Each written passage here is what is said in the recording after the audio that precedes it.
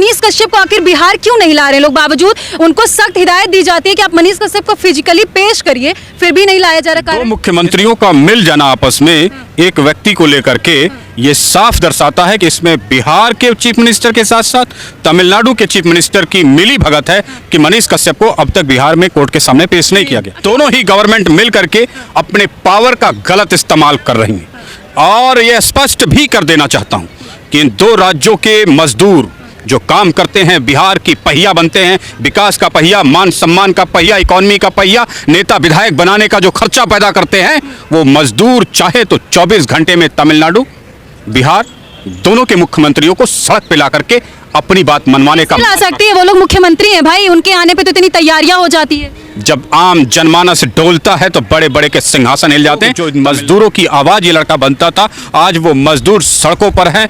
कोई जेल के बाहर इंतजार कर रहा है, कोई बिहार में इंतजार कर रहा है, कोई कहां से किस स्तर पर समर्थन मिल रहा है, जिससे तलमिलाई और डगमगाई नीतीश की सरकार है, लालू प्रसाद यादव की पार्टी है। मैं समझ सकता हूं उनका दर्द।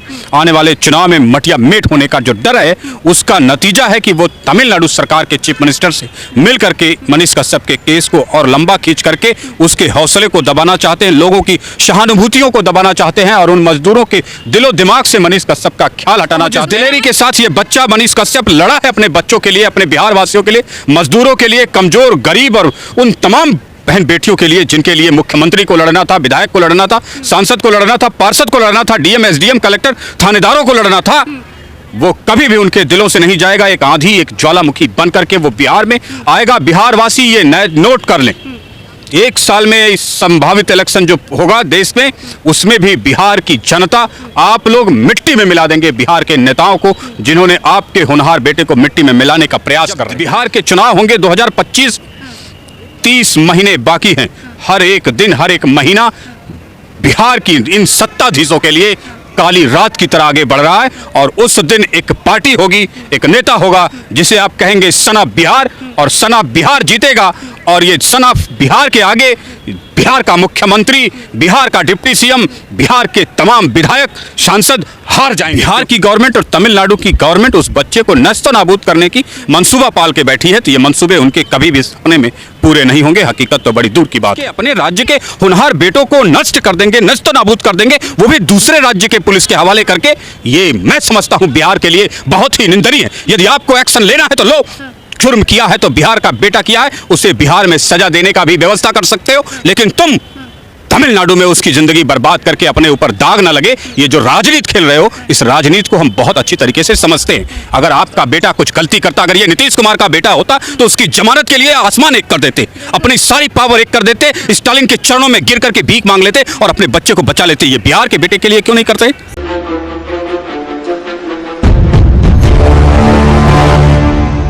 बिहार में मनीष कश्यप के आने के इंतजार में सारे बिहारवासी अपनी पलकों को बिछा के रखे हुए हैं और उनके समर्थक इस इंतजार में हैं कि आखिर मनीष कश्यप का बिहार में कब आगमन होगा और उस धरती पर उनका पांव कब पड़ेगा।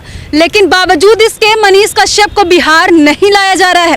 इसी पर बात करने के लिए इस वक्त हमारे साथ विनय जी हैं, जो हर एक मुद्दे पर खुलकर अपनी राय रखते हैं। तो विनय जी, पहला ही सवाल करेंगे कि मनीष कश्यप जी को बिहार आखिर ये लोग क्यों नहीं ला रहे हैं वापस? देखिए, मैं स्पष्टता से अब तक इस मामले को जब देख रहा था तो मुझे समझ में नहीं आ रहा था कि बिहार में मनीष कश्यप की दुश्मनी हो सकती है, राजनीतिक दुश्मन हो सकते हैं, लालू प्रसाद यादव की पार्टी हो सकती है, नीतीश कुमार की पार्टी हो सकती है, या उनके कार्य हो सकते थे जिसकी आलोचनाओं से मनीष कश्यप के दुश्मन होंगे। लेकिन तमिलनाडु में जो एक्शंस हो रहे हैं उससे मुझे जाहिर तौर पर लगता है कि कहीं ना कहीं दाल में काला है। क्या दाल में काला हो सकता है? क्यों? हो सकता है कि जो वीडियो, जिस वीडियो के आधार पर मनीष कश्यप को इस केस में फंसाया गया है, उससे पहले की घटनाओं के ऊपर ना आए, उन्हें दबाने का प्रयास तमिलनाडु की गवर्नमेंट कर रही हो।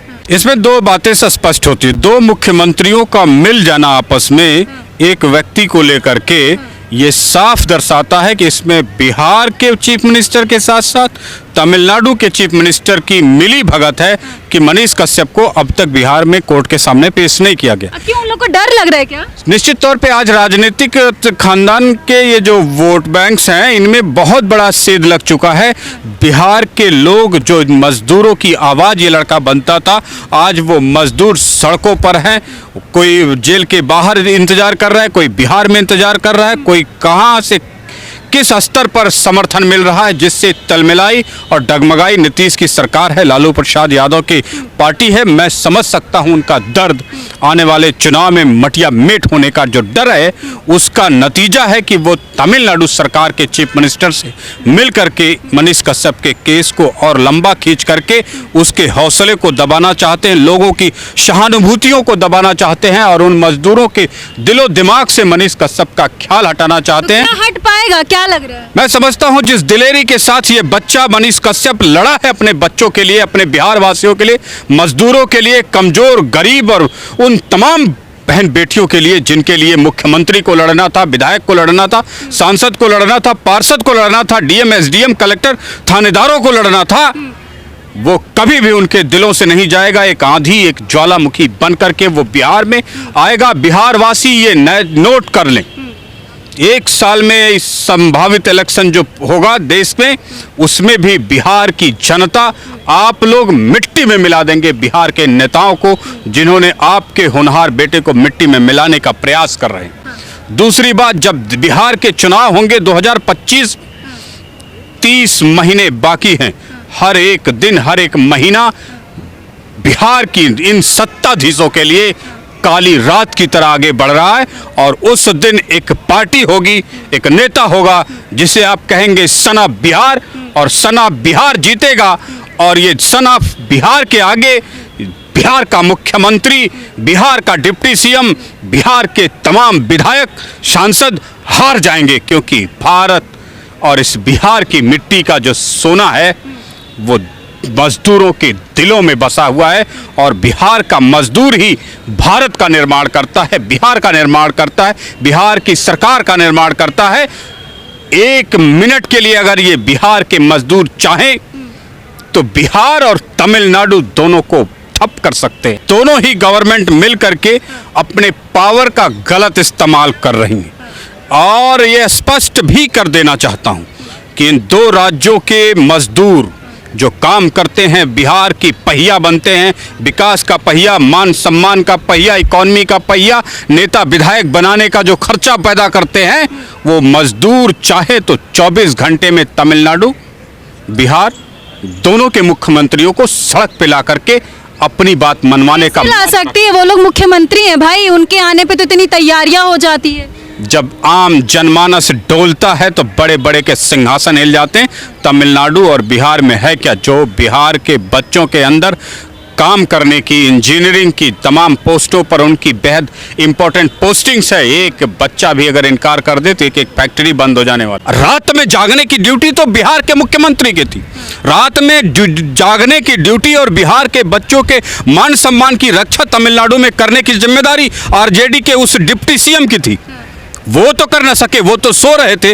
और जो बेटा रात को जगह, छोटी सी एक गलती को आपने बवंडर बना दिया उसके फॉलोअर्स के साथ जोड़ करके कि वो दंगा प्रायोजित करने की कोशिश कर रहा था, वो आपके इसके दो राज्यों को लड़ाने की कोशिश कर रहा था। अरे बिहार के बच्चों के साथ हजारों सैकड़ों की संख्या में जो घटनाएं घटी देश के कोने कोने में, जब महाराष्ट्र का मुख्यमंत्री भी जो व्यक्ति नहीं तुम्हारे बच्चों को खुलेआम गालियां देता था, तब तुम्हारे मुंह में दही गुड़ जम जाता था। तुम्हारी औकात नहीं होती थी कि जोर से अपनी विधानसभा में बोल करके राज ठाकरे को डांट दो कि तुम ये क्या बोल रहे हो।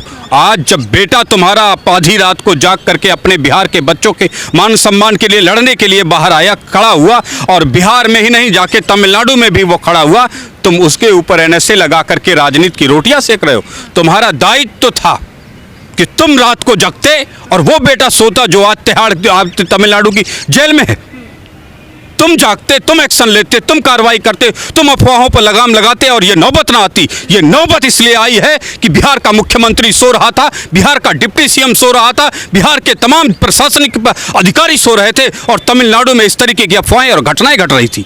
यदि आपने काम किया होता तो मुझे करने की जरूरत क्यों पड़ती? अगर आपने काम किया होता तो मनीष कश्यप को वीडियो बनाने की जरूरत क्यों पड़ती? अगर आपने काम किया होता तो मनीष कश्यप को तमाम बच्चों के, गरीबों के लिए, यतीमों के लिए हॉस्पिटलों में सड़क पर लड़ने की जरूरत क्यों पड़ती? आपने काम नहीं किया। अब एक मुख्यमंत्री ने अपना काम नहीं किया। निश्चित तौर पर अगर आपकी नीति यही रही तो 30 महीने गिन लीजिए आप।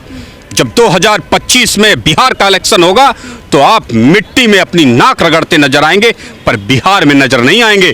आप इसी 24 में अपने अंजाम को देख लीजिएगा। आपको वो परिणाम स्पष्ट जनता के द्वारा दिखाई देंगे कि आपने अपनी नैतिक जिम्मेदारियां, आपने अपने नैतिक विश्वास को जो पतन की पराकाष्ठा पर ले गए, बिहार को बेरोजगारी की पराकाष्ठा पर ले गए, बिहार की जो बेइज्जती करवाने का काम आपने किया, वो काम आपने किया। एक मुख्यमंत्री ने किया, एक विधायक ने किया, बिहार के सांसदों ने किया।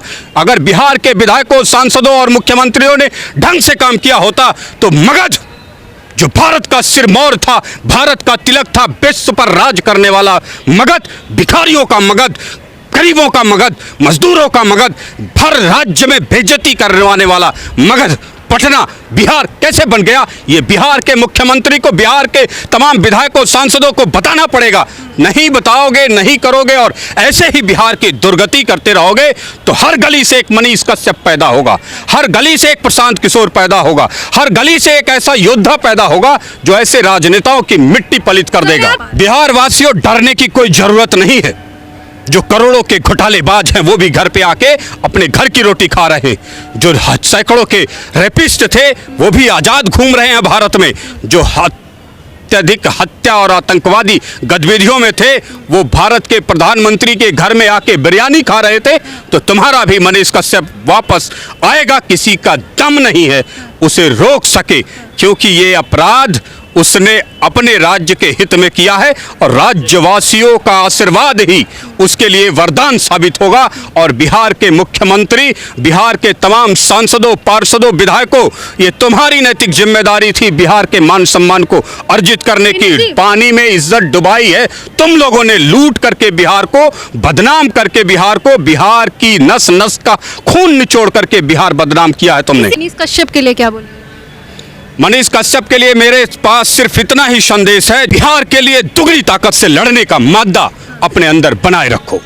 जो गलती हो जाए, गलती की तरह ली जाए और उसे माफी मांगने में कोई आपत्ति नहीं है, लेकिन बिहार के मिट्टी के मान सम्मान के लिए दुगनी, तिगुनी, चारगुनी ताकत से अगर लड़ना पड़े तो लड़िए।